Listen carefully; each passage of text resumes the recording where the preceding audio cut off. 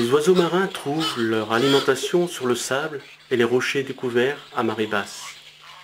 De leur bec long et tranchant, ils attrapent les poissons, capturent les crabes ou les vers et brisent les coquillages. D'autres plongent. Par sa situation géographique, le long du littoral atlantique français et en raison d'une diversité élevée de milieux humides, le golfe du Morbihan représente l'un des 20 sites majeurs pour les oiseaux d'eau en France.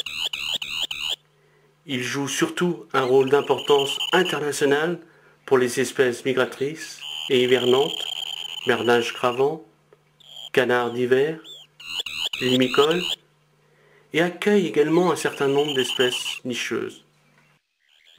Les oiseaux désignés par le terme de limicole sont de petits échassiers appartenant à l'ordre des charadriformes, échasses, avocètes, vanneaux, pluviers, bécasses et bécassines, barges, courlis, chevaliers, bécassos. On les surnomme parfois petits échassiers de rivage, en raison de leur allure et des milieux qu'ils fréquentent. Dans le golfe du Morbihan, ils représentent, avec les anatidés, le groupe le plus représenté numériquement et le site joue un rôle d'importance internationale pour plusieurs espèces. Limicole vient du latin limus, qui signifie limon ou bout. Cette étymologie est liée aux habitudes alimentaires de ces espèces qui consomment de petits invertébrés vivant dans la vase ou l'humus vers mollusques et crustacés. Les formes de bec sont variées au sein des espèces de ce groupe et déterminent souvent la nature de leur proie et les milieux dans lesquels elles les prélèvent. De cette manière, chaque espèce exploite sa ressource alimentaire sans être systématiquement en compétition.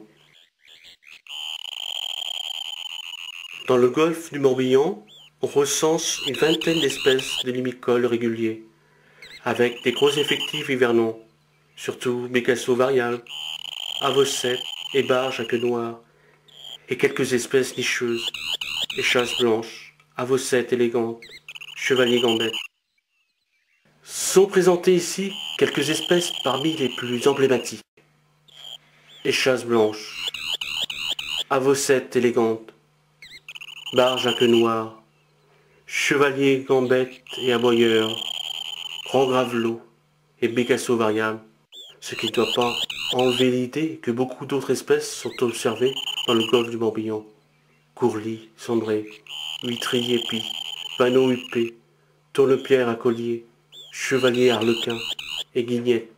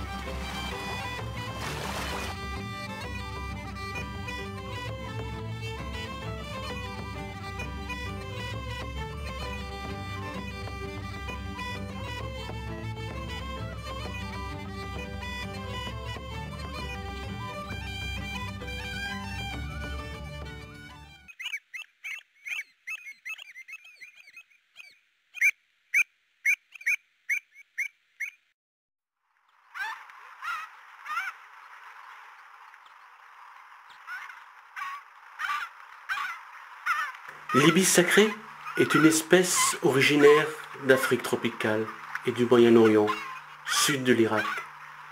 À partir d'oiseaux échappés de captivité du parc ornithologique de Branferré, il y a plus de 30 ans, une population s'est installée sur la côte de l'ouest de la France, notamment dans le Morbihan et la Loire-Atlantique, comptant près de 3000 oiseaux aujourd'hui, dont environ 1000 oiseaux reproducteurs, nichant en colonies arboricoles, avec parfois d'autres échassiers, spatules et grecques, comme dans le lac de Grandlieu au sud de Nantes. Si l'espèce est omnivore et fréquente surtout les décharges, il lui arrive à l'occasion de manger des poussins et des œufs d'espèces protégées et fragiles, sternes, gyphètes. Des naturalistes ont donc demandé l'éradication de l'ibis sacré en France par le biais de tirs sélectifs réalisés par l'Office national de la chasse.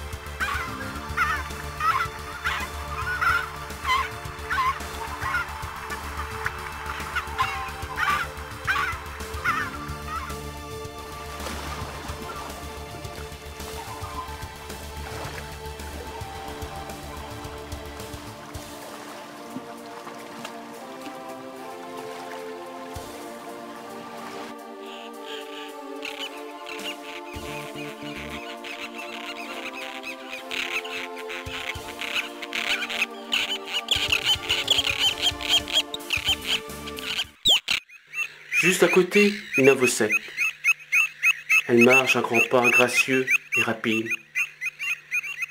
Pour se nourrir, l'avocette élégante remue latéralement la vase de son bec afin de faire remonter les petits invertébrés à la surface. Nage à l'occasion, basculant son corps vers l'avant comme certains canards pour se nourrir.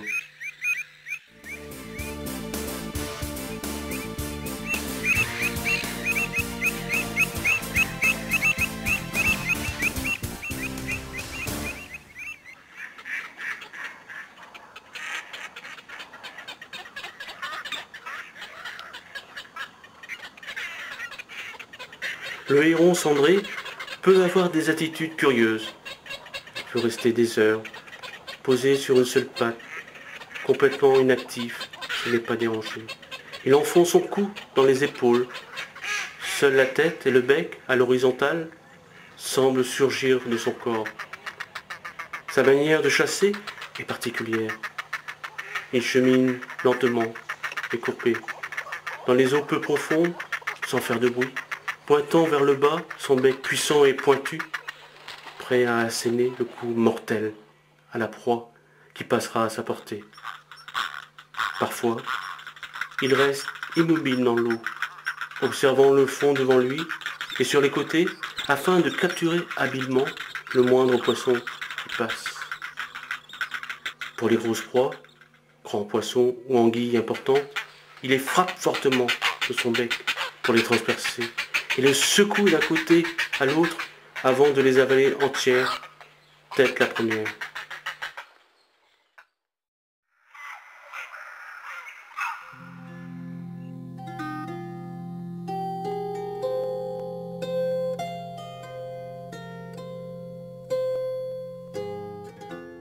Généralement couvertes, les halles sont conçues pour abriter, délimiter et réglementer une zone d'échanges commerciaux. Le marché est le lieu privilégié de la convivialité guest-ambert et surtout connu pour ses halles. Autrefois, drapiers, cordiers, cordonniers, paysans s'y retrouvaient pour écouler leurs marchandises, qui constituaient l'essentiel de l'activité des foires d'antan. Construites en 1552 sur l'emplacement de l'ancienne cohue, elles sont dues à Jérôme de Carnet, Estienne Charpentier. Elles sont classées au monument historique depuis 1922. Les halles, restaurées en 1997, n'ont en fait jamais autant utilisé qu'aujourd'hui. Elles accueillent le marché, bien sûr, mais aussi les brocantes, les concerts et autres manifestations culturelles. Nous repartons sur une autre petite ville aussi pittoresque.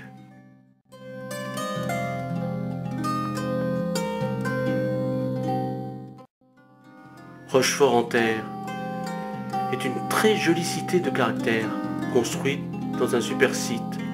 Le fleurissement est en effet une tradition à Rochefort-en-Terre. Alfred Clost, très amateur de fleurs, a encouragé les Rochefortais à fleurir leurs maisons et leurs balcons en créant un prix annuel de la plus belle jardinière. Il avait même fait construire une serre dans les jardins du château où les habitants pouvaient, durant l'hiver, abriter leurs plantes les plus fragiles. Cette tradition se perpétue car depuis 1945, les serres municipales accueillent pendant la mauvaise saison les plantes des particuliers.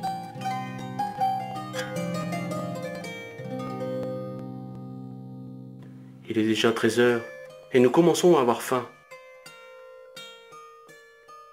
Une bonne odeur nous attire